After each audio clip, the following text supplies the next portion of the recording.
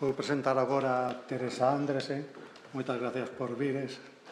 Teresa Andresen, arquitecta paisaxista e enxeñeira agrónoma, mestre en arquitectura paisaxista, doutora en ciencias aplicadas ao ambiente, leicionou no Instituto Superior de Agronomía, no Departamento de Ambiente e Ordenamento da Universidade de Aveiro e na Facultade de Ciencias da Universidade do Porto, onde introduciu o curso de arquitectura paisaxista.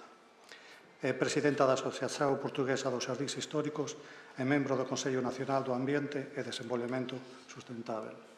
Moitas gracias por vir, Teresa. Obrigada, Ricardo. E vou falar português. Boa tarde a todos. Muito obrigada por este convite, em particular ao Conselho da Cultura Galega.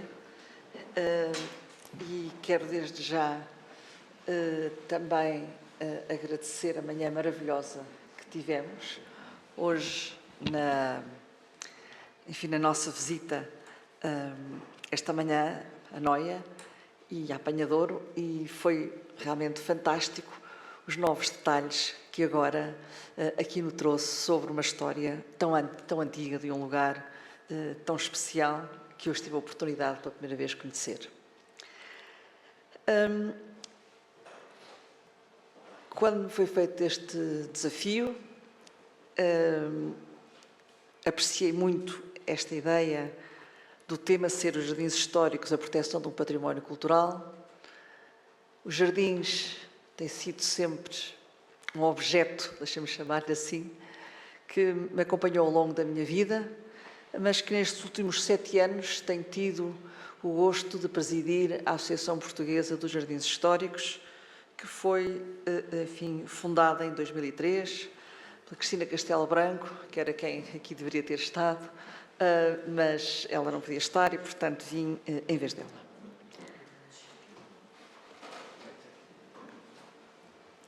Eu tenho 4 temas para apresentar. Falar menos para cima. Obrigada. Organizei esta apresentação, explicar um pouco quem somos, a associação, aqui chamada AJH, Associação Portuguesa. Ouvem melhor? Melhor agora? Sim. Pronto, está bem. Associação Portuguesa dos Jardins Históricos.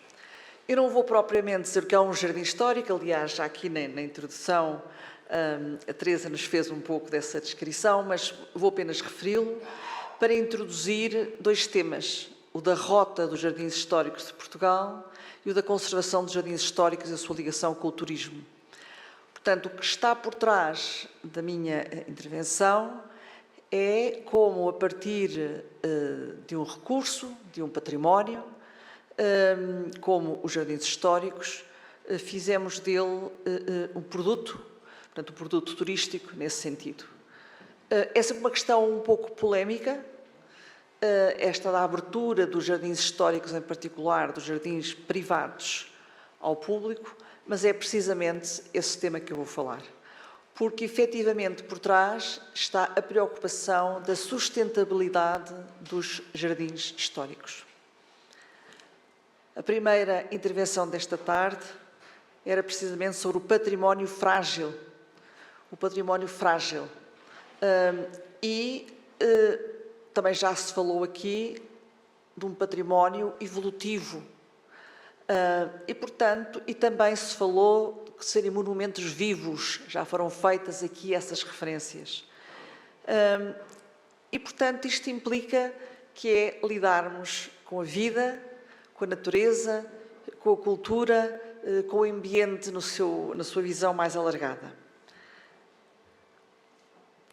Portanto, eu manterei esta mesma linha nesta difícil construção de fazer este projeto de uma rota de jardins históricos. Nós não podemos separar a casa do jardim. Esta manhã foi isso tudo que falamos. Nós hoje, aqueles que estiveram connosco hoje de manhã, nós vimos um espaço com esta história antiga, a partir de uma penha, a partir de uma sacralização do lugar, e conseguimos ler naquela paisagem cultural o tempo. Lemos um tempo muito antigo que não sabemos datar, lemos um tempo que nós chamamos de medieval, Lemos até um tempo a que referimos, um tempo renascentista. Depois vimos, enfim, até um neogótico, portanto, um retomar um outro tempo antigo, até, enfim, a toda uma intervenção do século passado, do século XX, e à própria intervenção de hoje, que passa pela sua conservação. Portanto, um jardim é indissociável da casa e a casa é indissociável do jardim. Eles são, afinal, uma unidade só. Mas, portanto, é percebendo sempre esta dimensão que ele não é uma entidade isolada, não só um espaço de relação de casa e jardim, mas tem todo um seu entorno também. E nós hoje de manhã vimos um lugar particularmente interessante, particularmente denso, por toda a marca que ele tem de cerca conventual, de espaço monástico que ele foi. E é impressionante chegarmos hoje e vermos, quer sob o ponto de vista do seu funcionamento, os caminhos da água na Penha de Ouro, que nós vimos hoje, que são seculares, se não milenares, como eles se mantêm, continuar a ter os tanques abastecidos é um desafio de todos os dias, mas, por outro lado, não são só eixos físicos, como o eixo da água, como os eixos dos percursos que nós fazemos, mas também os eixos visuais. E a Penha de Ouro não tem uma localização qualquer, não é um lugar qualquer. E por isso, o Filipe, seu proprietário, nos fez uma visita maravilhosa hoje e para mim foi um privilégio ter-me deixado, em conjunto com todo o grupo, ser conduzida pelo proprietário e a sageza com que o proprietário nos mostrou o sítio, o lugar, desde que entramos, percorremos, passamos ao lado da casa. Eu não vou aqui falar do claustro, o claustro há algo importado também, enfim, é um gosto pelas ruínas, um revivalismo, é uma peça muito bela, mas isso é outra questão. Mas depois o percurso não foi um qualquer, e é um percurso que está ensaiado há gerações. Isto para dizer que um jardim histórico é um documento vivo, é uma inscrição e que tem várias épocas. Portanto, nós lemos o tempo num jardim histórico. E, portanto, é desta conjugação de utilização destes espaços, é por esta conjugação, por esta complexidade, peço desculpa, que fazer disto um produto turístico, onde vamos perder toda esta ligação de gerações, de testemunhos passados de geração em geração, que há este atrevimento de dizer hoje é um produto turístico. Parece que quase que o desacralizamos de alguma forma. Mas eu considero que depois deste exercício que fiz ao longo destes últimos 7 anos, não tenho a mesma opinião. Portanto, a nossa associação, que levou a cabo este trabalho, ela tem, portanto, enfim, está a caminho, fez os seus 20 anos muito recentemente. Temos 210 associados, temos sócios singulares e coletivos, temos muitos proprietários de jardins, mas não temos apenas proprietários de jardins, temos profissionais de jardins e temos os que nós chamamos amantes apenas de jardins, da jardinagem, do património, da arte e da natureza. Portanto, os órgãos sociais têm que responder numa pequena associação de 210 associados, uma associação nacional, a interesses muito diferentes dos seus sócios.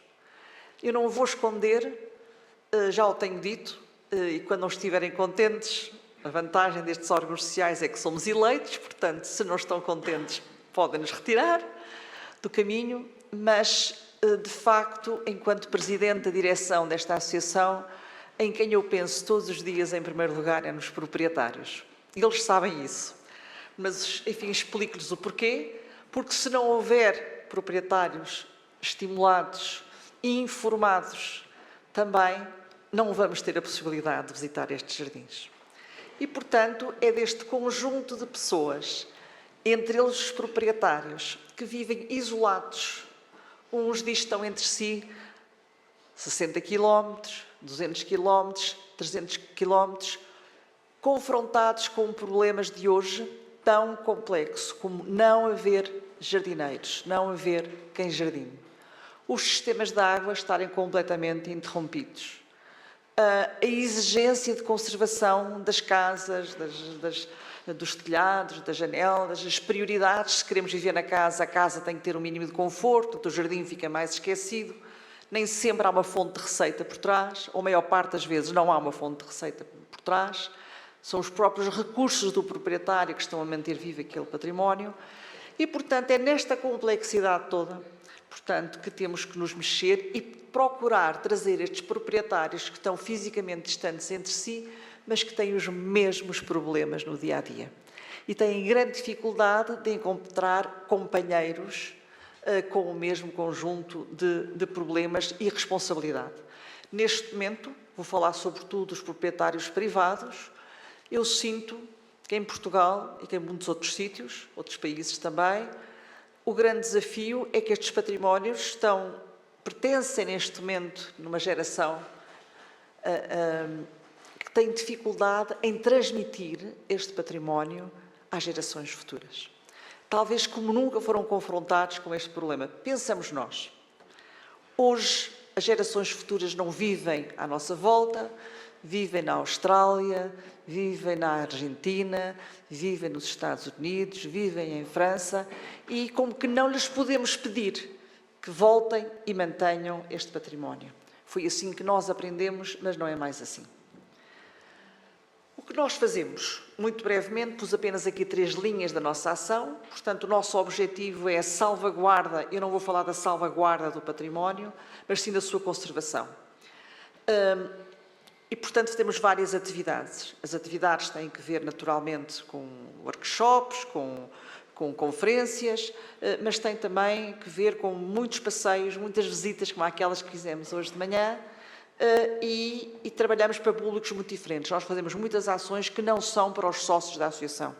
Por exemplo, nós temos uma bolsa de guias turísticos especializados em fazerem visitas a jardins históricos, que não são propriamente botânicos, as pessoas pensam que tem que ser muito botânica, mas não. Explicar um jardim histórico, a sua espacialidade, é uma competência que tem que ser adquirida e, portanto, fazemos ações e não são sócios da associação. Mas todos os anos fazemos um evento anual onde congregamos guias turísticos que certificamos como autorizados para fazerem, enfim, com conhecimentos para isso. Portanto, atividades culturais e formativas e depois apoiamos projetos de recuperação e valorização turística. Portanto, apoiamos mesmo junto com os proprietários. Este ano não tivemos sorte, mas fizemos uma candidatura conjunta de Castela-Leão, uma candidatura interreg, não correu bem, não tivemos sucesso, mas ajudamos a montar o sentido de como é que deve ser recuperado o seu jardim e procuramos submetê-los a candidaturas ou fazer protocolos de financiamento. E, portanto, depois, em termos gerais, nós procuramos contribuir para o conhecimento geral do património paisagístico português, através de um inventário, temos um extenso inventário sobre o qual eu vou falar, as tais ações de divulgação, os parques, as quintas e os jardins históricos, portanto, num contexto português e internacional. Já referi, portanto, nós sentimos que nesta associação temos os proprietários bem no centro da nossa preocupação do dia-a-dia, uni-los, trazê-los mais coesos e com maior acesso às soluções, ao encontrar soluções e não só encontrar soluções, mas definir prioridades. Não é possível conservar todo o património, todo o jardim.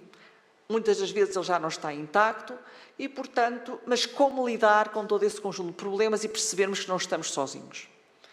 Portanto, temos os gestores, os curadores, jardineiros, botânicos, historiadores, guias, visitantes, enfim, tantos outros, a tal diversidade que eu falava. Mas ser proprietário e ter o seu jardim aberto ao público. Esta é realmente a nossa linha de objetivo de trabalho dia-a-dia. Não é só ser proprietário, mas ele tem que ter condições para ter o seu jardim aberto ao público. Não é todos os dias, pode ser uma vez por ano, pode ser 2 vezes por ano, pode ser numa circunstância bem especial, mas tem que ter condições reunidas. Eu já vou falar sobre esses critérios mais tarde também. E, portanto, ser proprietário de um jardim histórico, que abrimos a porta àquilo que é a nossa casa, o nosso jardim, e abri-lo para visitas de pessoas que vêm de longe, trazemos música e abrimos a porta à comunidade. Por exemplo, a associação, nós produzimos uma newsletter mensal e vai ser preparada agora a newsletter do mês de julho e é sobre toda a oferta de música nos jardins que fazem parte da Rota Jardins Históricos. O mês de julho é sempre uma newsletter dedicada à música no verão nos jardins. Que à direita, se calhar, conhecem, temos o Paço de Calheiros. Enfim, portanto, é pensar nos proprietários e naqueles que vão visitar este sítio. Hoje, tudo isto está muito centrado na ideia de oferecer experiências, como sabemos, e por isso nós aprendemos e temos, em relação aos jardins privados, o sucesso, ele existe, é muito difícil ter um negócio de conservar um jardim privado só com a sua abertura ao público. Tem que ser um jardim com características muito excepcionais e não temos nenhum em Portugal que reúna, que abra só por si próprio. Ou porque tem vinho, ou porque tem outro tipo de atividades, ou porque tem cavalos, ou porque tem alojamento local. E, portanto, é do resultado de uma combinação de produtos turísticos que o jardim entra como um complemento. Raramente o jardim é a essência desta oferta. Eu não estou a falar agora de jardins públicos, estou a falar de jardins privados. E, portanto, é nesta circunstância muito clara, muito precisa, muito focalizada, que nós temos que trabalhar, porque as limitações são, de facto, muito grandes. Aqui estou, enfim, é um projeto extraordinário cá em Portugal. Quando tiverem oportunidade, não deixem de visitar Santar Vila Jardim, que é um projeto que é liderado pelo Fernando Carujo, concebido pelo Fernando Carujo, em Santar, no centro de Portugal, em que uma aldeia, e esta que aqui vê, o Fernando Carujo está aqui a mostrar a aldeia, e o que fizeram os proprietários, deitaram abaixo os muros, abriram os muros, fizeram escadas, construíram pontes, fizeram pérgolas e pode-se hoje entrar num jardim e visitam-se 5 jardins. Não se visitam as 5 casas, mas visitam-se os 5 jardins. Num conceito de alojamento, num conceito de vinha, num conceito de gastronomia, enoturismo, portanto, e jardins. E quem fica no hotel, quando compra a sua estadia no hotel, faz parte desse pacote uma visita guiada ao jardim. Mesmo que não a faça, pagou-a e o proprietário recebeu esse dinheiro para a conservação do jardim. E, portanto, é esta maquete gigante, bem à moda, de Fernando Carujo, enfim, que ele aqui fez, deste projeto que tem sido uma grande âncora para outros projetos em Portugal. Mas não é só ser proprietário, é aquele que não é propriamente o proprietário, mas é o curador. Alguns destes jardins hoje são fundações e, portanto, há o curador, que é proprietário, não deixa de ser proprietário. Eu sei que alguns aqui conhecem a Casa de Mateus, não é a imagem mais icónica, mas a sua curadora, Teresa Albuquerque, e, portanto, a responsabilidade de ser curador do jardim. E, portanto, é deste património frágil, que envelhece, que tem rugas, que tem, enfim, todas estas marcas do tempo que nós falamos. Não vou propriamente definir um jardim histórico, julgo que a maioria dos presentes estará familiarizado com a Carta de Florença e com a Carta de Veneza. No entanto, eu gosto sempre de lembrar esta palavra jardim. Ela é uma palavra com uma origem muito antiga, milenar, mas portanto, a sua raiz etimológica é antiga, mas ela é de uso moderno, relativamente moderno, digamos assim. E, portanto, é como há bocado alguém disse, creio que foi o Jesus, os passos achegados à casa, acho que foi a expressão que ele utilizou. Achegado, nós em português não dizemos o achegado, é à volta da casa, próximo da casa. Eu gostei muito da expressão achegado, portanto, que está ali encostado à casa. Quando nós falamos de jardins históricos, estamos a falar de jardins. Este histórico dá-lhe confere-lhe esta carga da identidade, da perpetuação, da necessidade de uma renovação continuada e também da tal fragilidade que eu já referi. Que eles são fundamentais para a nossa identidade e, portanto, construirmos uma narrativa em torno do jardim histórico tem que ter por trás esse fio condutor da história da identidade, como hoje de manhã tivemos, agora com esta última intervenção, tivemos a possibilidade de compreender este espaço único. Por outro lado, nós temos esta palavra, recreio. Recreio, recreare. O que é recriarmos? E, portanto, são espaços de recriação. E são lugares de excelência desta vivência da nossa relação neste binómio natura-cultura. E um jardim é simultaneamente um ecossistema em movimento, e é uma obra de arte que também evolui no tempo. E, portanto, temos estes dois ecossistemas, digamos assim, em simultâneo e a ser valorizados. Portanto, outro aspecto muito importante é o valor histórico documentado. Nós temos documentação, sabemos que em 1213, em 1427, em 1499, em 1528, em 1549, em 1857, em 1864, portanto, sabemos estas datas do lugar. Mas já vou voltar às memórias de um jardim. E, por último, portanto, o tal uso público, o acesso do público. Não são espaços públicos, mas estão acessíveis ao público. Portanto, enquanto locais privilegiados para debatermos temas maiores da atualidade da sociedade, como, por exemplo, a adaptação às alterações climáticas ou a contenção da perda da biodiversidade, entre outros temas. Portanto, também são espaços para este debate maior dos problemas da nossa contemporaneidade de hoje. Nós, na Associação Portuguesa de Jardins Históricos, neste momento baseamos em dois documentos relativamente recentes. O primeiro, o nosso Manifesto pela Salvaguarda dos Jardins Históricos de Portugal, que já data de 2017, foi aprovado pelos associados da Associação e no ano seguinte, aproveitando o Ano Europeu do Património Cultural, em 2018, portanto, intitulado Património Cultural para o Futuro da Europa, subscrevemos o apelo à ação de Berlim. Portanto, temos estes dois documentos que continuam a nortear a nossa atuação mais recente, temos a Carta de Florença, tudo isso, mas nós temos que encontrar momentos para renovarmos estes documentos e, sobretudo, a tomada de consciência do que eles significam.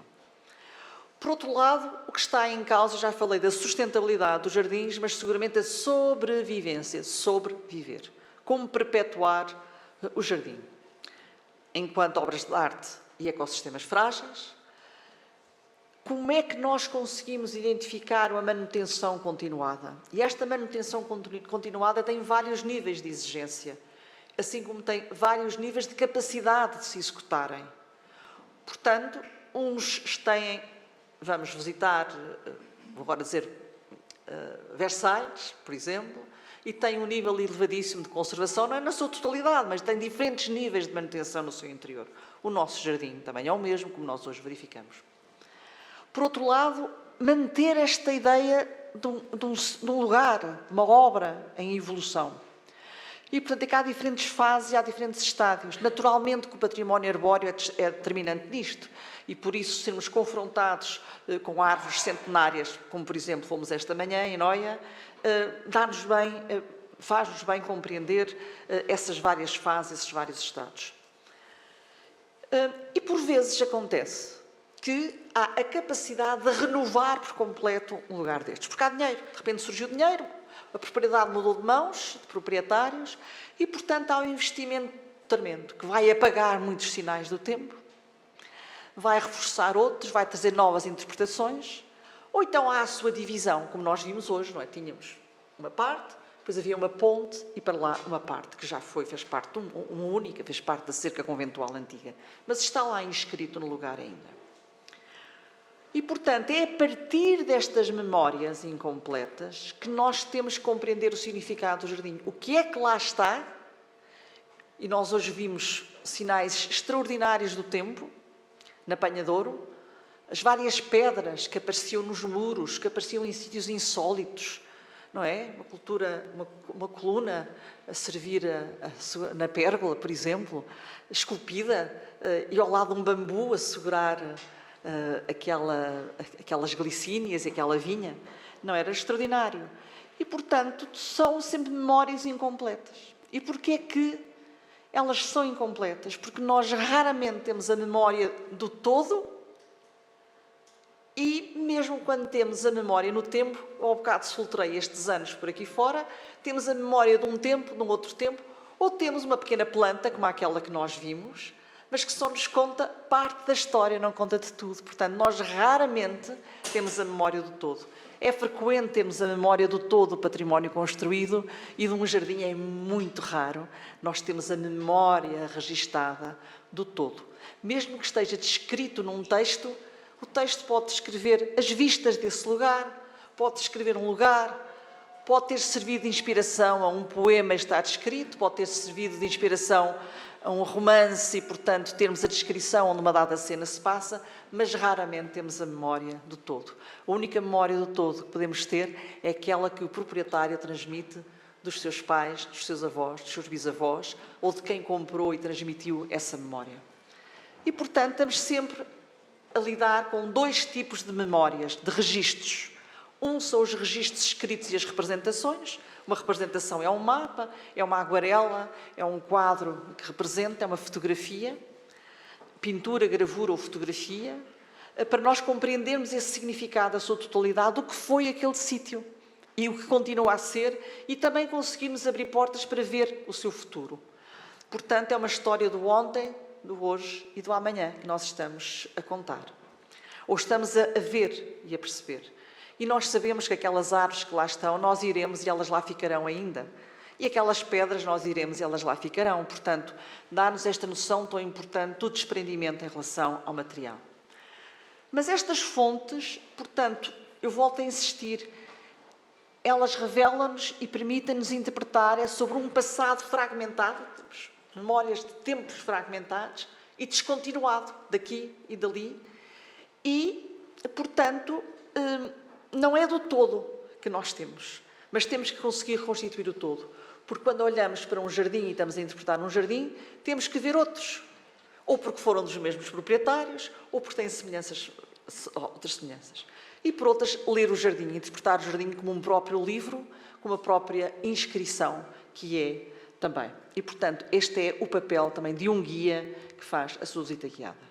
Nós, em Portugal, temos a sorte de termos tido um sábio chamado Elie de Araújo, que em 1962 publicou este livro, A Arte Paisagista e a Arte dos Jardins em Portugal.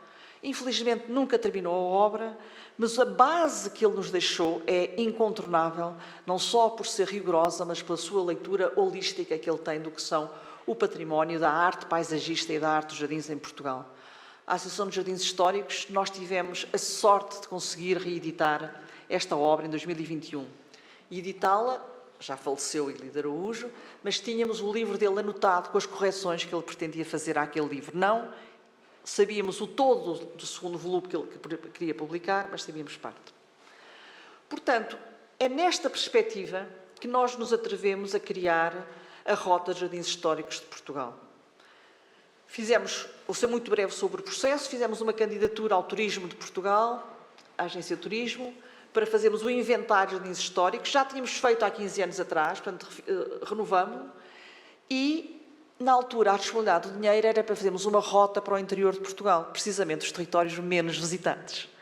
Mas nós aceitamos o desafio, porque era começar pelo mais difícil, porque as áreas metropolitanas ou o litoral encontrariam o seu momento. E assim foi.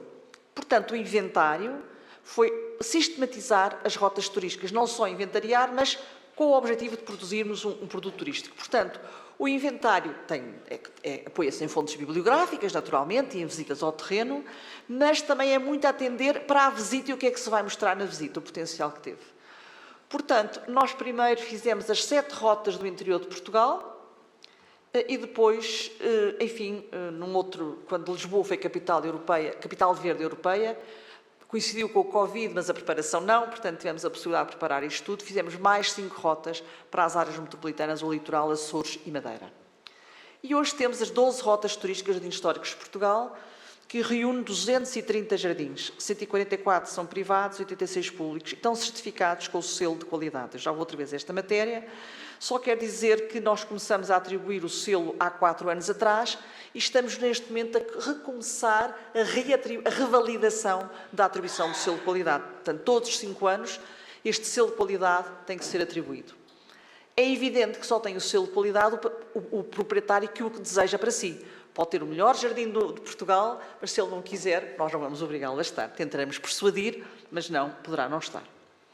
E, portanto, nós temos espaços públicos e privados, isto é a Rota do Dão, precisamente onde se encontra o Santar, que há pouco falei, portanto, produzimos a informação para as diferentes rotas, mas um pouco primeiro sobre o inventário. Portanto, o inventário, naturalmente, era sistematizar os jardins históricos de Portugal, enquanto valores patrimoniais de grande fragilidade de conservação, num quadro de classificação patrimonial suficiente. Eu não vou falar do problema da classificação do património de jardins em Portugal, que é bastante complexo, era um outro tema, mas também para nos apoiar à tomada de decisões para a defesa dos jardins e depois colocarmos num site. Portanto, é todo de acesso público, ele está em inglês e em francês, portanto, é possível aceder, visitar, este é um exemplo.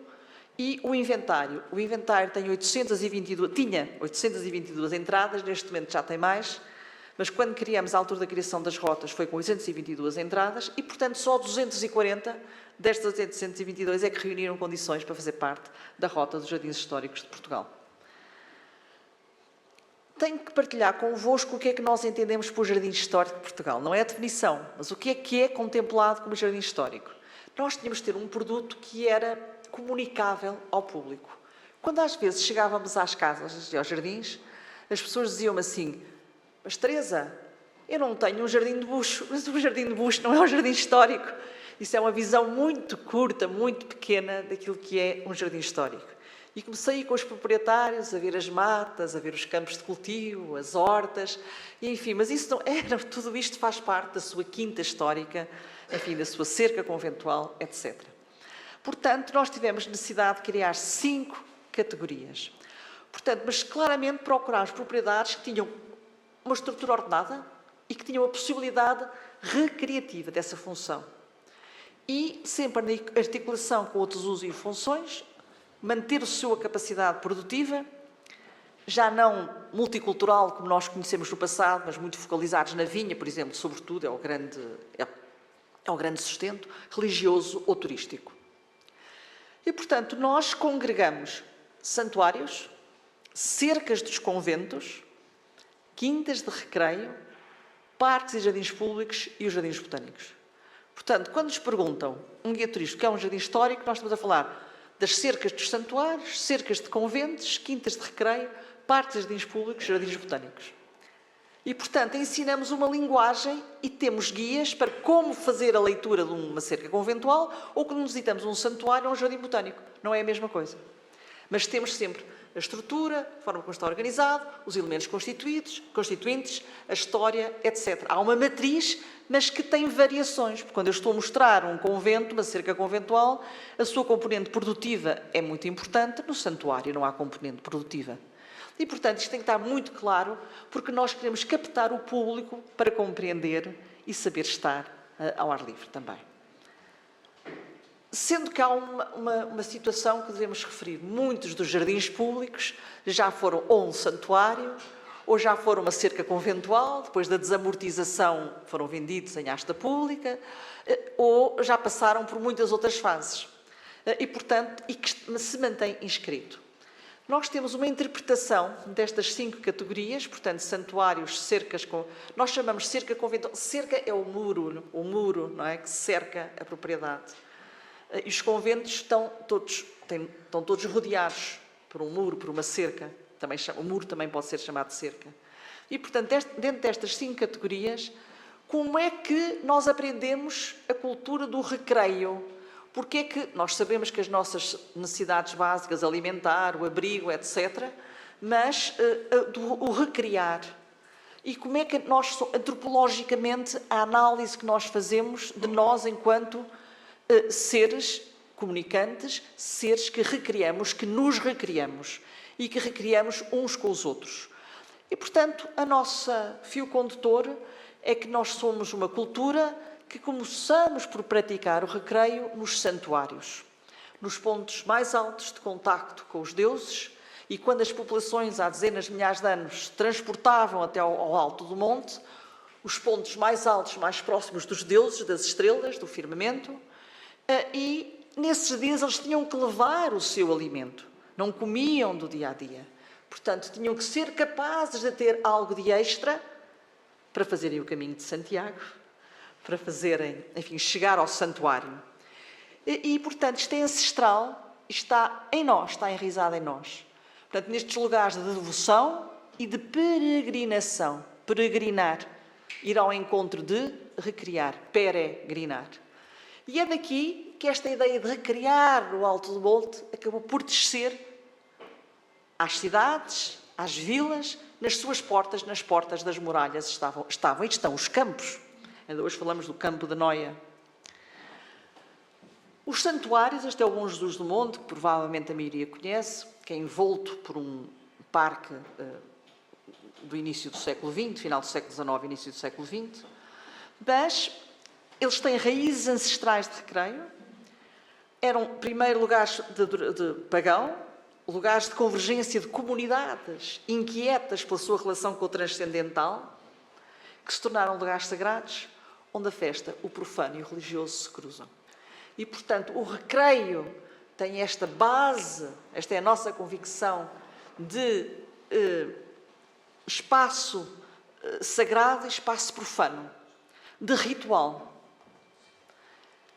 E as cercas conventuais, nos seus claustros, nos seus campos, os campos de fora, portanto, este é Tibães, ao pé de Braga, portanto, o campo exterior, onde a população chega, entra na igreja, mas não entra para dentro do espaço sagrado, da cerca, é o sítio onde há a feira, onde há a festa, onde a procissão sai dentro da igreja, vem cá fora e volta para o espaço fechado.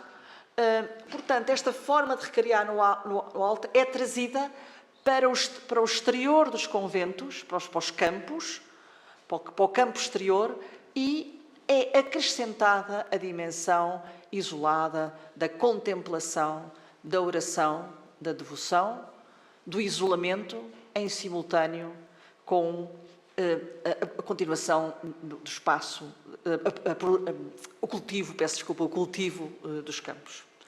Ora bem, isto é muito significativo porque o isolamento, o encontro consigo próprio, passa a fazer parte de toda esta função e estes espaços vão perpetuar e vão fazer evoluir e vão se tornar espaços extremamente ricos, com fontes, como já aqui falamos, os azulejos, enfim, que nós tanto nos habituamos a ver, os espaços de fresco, os espaços de retiro, aqueles espaços onde nós vemos e não somos vistos, onde temos as vistas, tudo isso.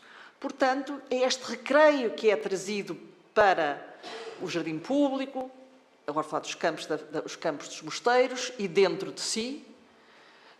E, portanto, este modelo criado nas cercas conventuais, primeiro nos santuários, depois nas cercas conventuais, foi apropriado pela nobreza e pelo clero, uma grande disputa como espaços, passaram a ser espaços de manifestação de poder, as quintas episcopais, as quintas reais, e, portanto, primeiro enquanto hortos, também tapadas de caça, tapadas reais de caça, quintas de recreio, passos reais, passos episcopais.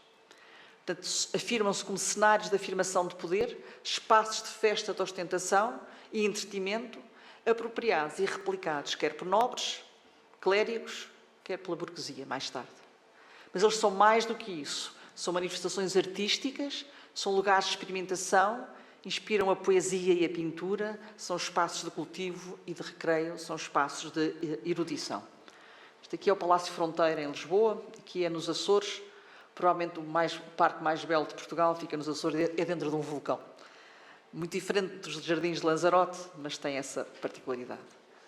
Ora bem, nos finais do século XVI, este modo de recriar, de estar e recriar, e de comunicar uns com os outros, de relacionar, espaço de relação, ganhou expressão no espaço público. Esta é Braga, a Brácara Augusta, já a Braga medieval. A Brácara Augusta é bastante maior, esta parte, a Braga medieval é muito mais pequena que a Braga romana, mas, portanto, vai ser nos seus campos, que Dom Diogo de Sousa vai criar os campos nas portas da muralha, das feiras, tudo isso. Claro que isto era a Braga Santa, que tinha perdido a sua santidade para Santiago de Compostela. Braga até o século XI foi um sítio, enfim, que havia muitas esmolas dos peregrinos e, portanto, quando as relíquias vêm de Braga para Santiago, Braga perde toda a sua pujança e sua importância na península e, claro que Santiago emerge com toda essa função e, no século XVI, os bispos até lá querem repor a grandeza de Braga, nunca mais conseguem, mas querem repor, e este foi um grande gesto, transformar em espaço público o campo de Santana, o campo da Vinha, o campo das Hortas, o campo das Carvalheiras, etc.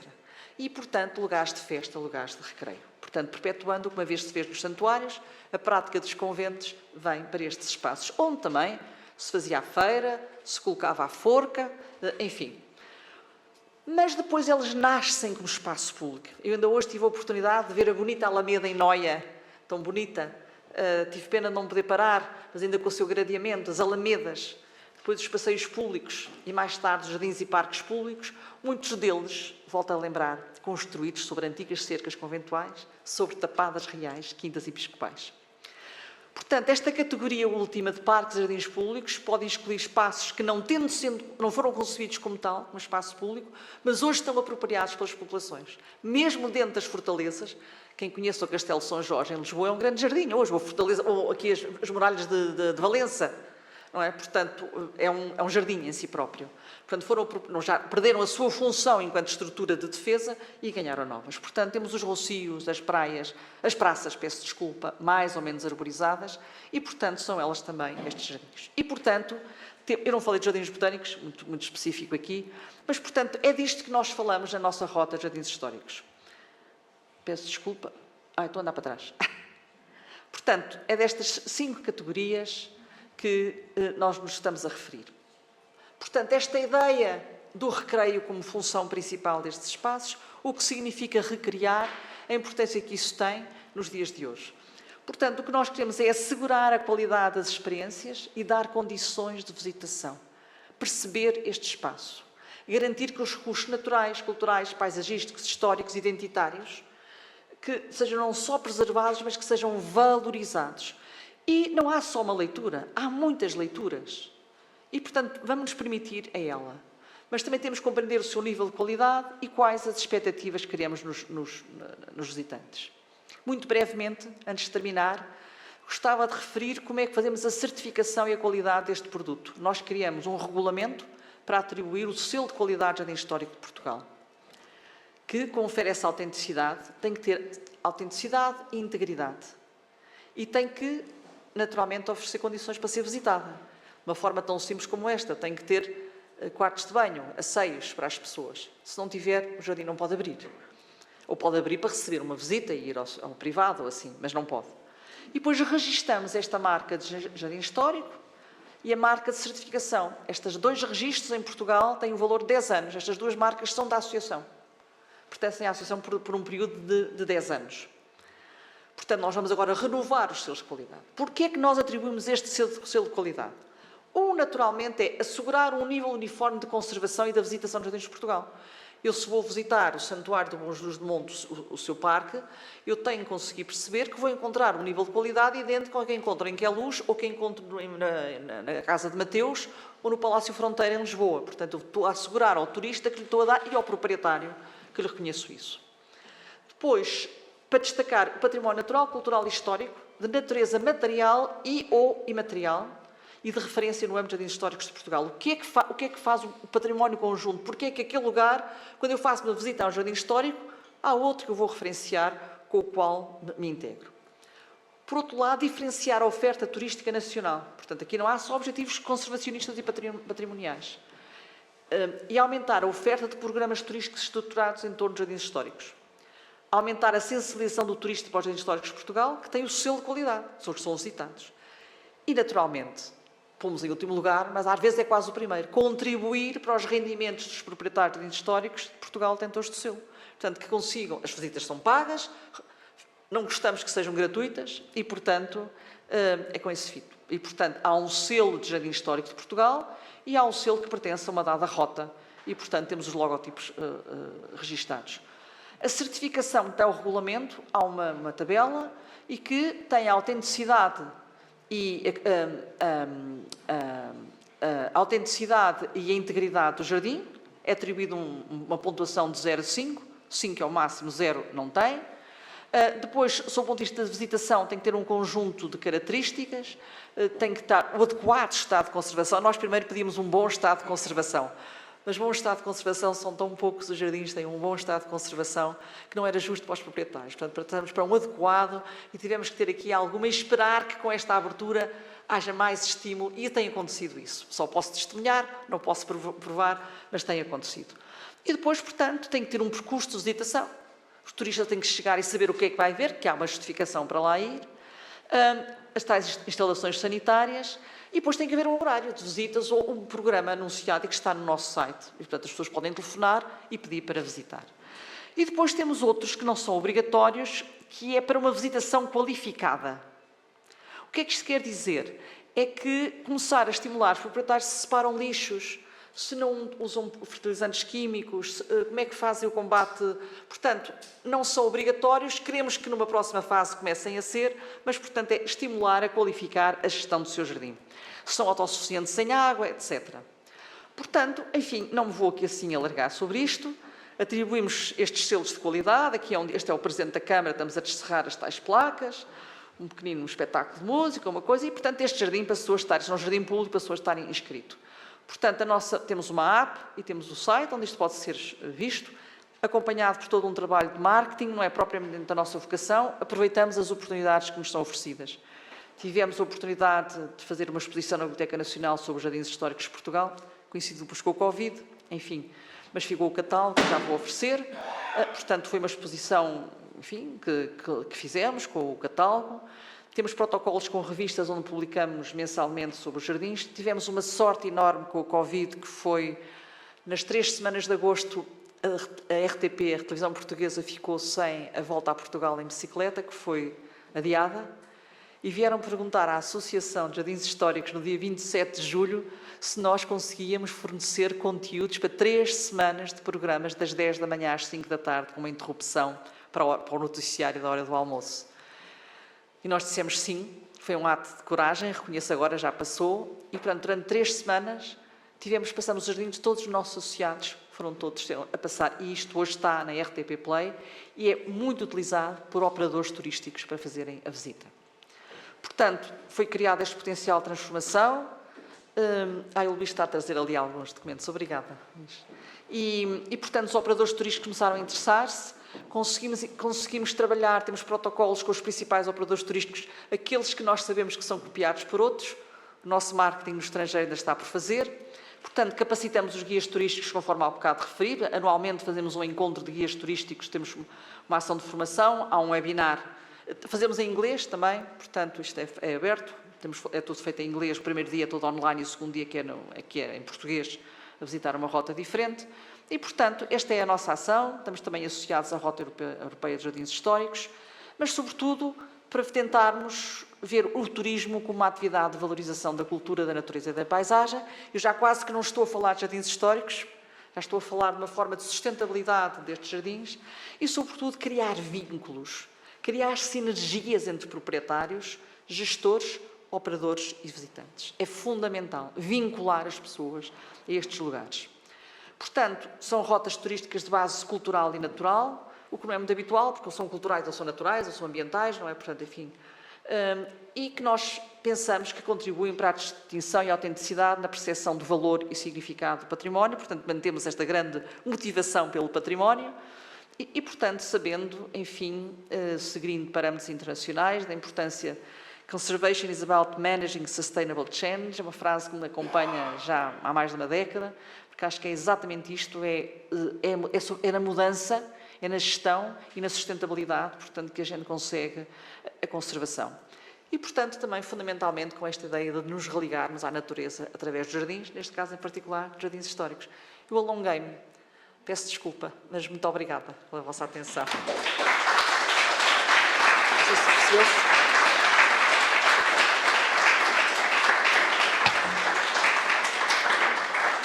E deixo então aqui as últimas publicações que fizemos sobre os jardins históricos do Minho, aqui vizinhos à Galiza. Muito obrigada.